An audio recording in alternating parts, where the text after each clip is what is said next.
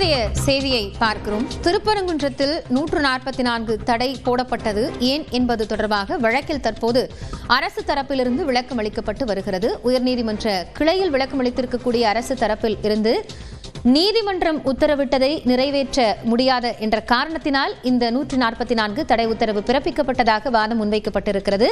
கூடுதல் தகவல்களோடு செய்தியாளர் கருணாகரன் இணைந்திருக்கிறார். அவரிடம் பேசலாம்.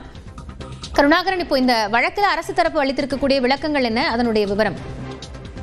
அதாவது திருப்பரங்குன்றம் மலை ஊற்றியுள்ள தீபத்தூணில் கார்த்திகையின் பொழுது தீபம் ஏற்ற வேண்டும் என்று தனி நீதிபதி சுவாமிநாதன் உத்தரவை நிறைவேற்றியது தொடர்பான நீதிமன்ற அவமதிப்பு வழக்கு தற்போது நடந்து வருகிறது. ஜி.ஆர். சுவாமிநாதன் முன் நடந்து வருகிறது. இந்த வழக்கு விசாரணைக்காக மதுரை மாவட்ட ஆட்சியர் பிரவீன்குமார், மாநகர் காவல் ஆணையர் லோகநாதன் மற்றும் கோவில் இணை ஆணையர் நாராயணன் உள்ளிட்டோர் நேரில் ஆஜராகி உள்ளனர். தலைமைச் செயலாளர் உள்ளிட்டோர் காணொலியில் ஆஜராகி உள்ளனர். இந்த சூழலில் அரசு தரப்பில் ஆஜரான வழக்கறிஞர் கூறுகையில், நாங்கள் உள்நோக்கத்துடனும் எந்தவித திட்டமிடலுடனும் நீதிமன்ற உத்தரவை நிறைவேற்றாமல் இல்லை.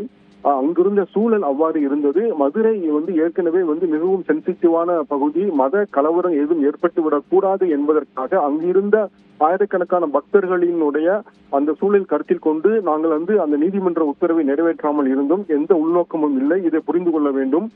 எனவே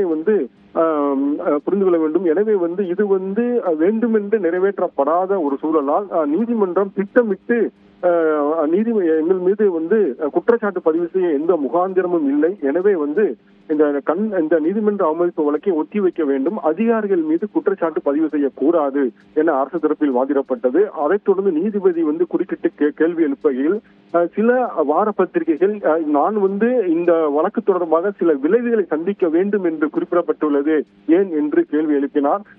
அதுபோன்று எதுவும் குறிப்பிடப்படவில்லை, அதிகாரி எதுவும் அதுபோன்று சொல்ல மாட்டார்கள் என்று அரசு தரப்பில் விளக்கம் அளிக்கப்பட்டது. தொடர்ந்து இந்த வழக்கு சென்று கொண்டிருக்கிறது. நன்றி கருணாகரன் விவரங்களுக்காக.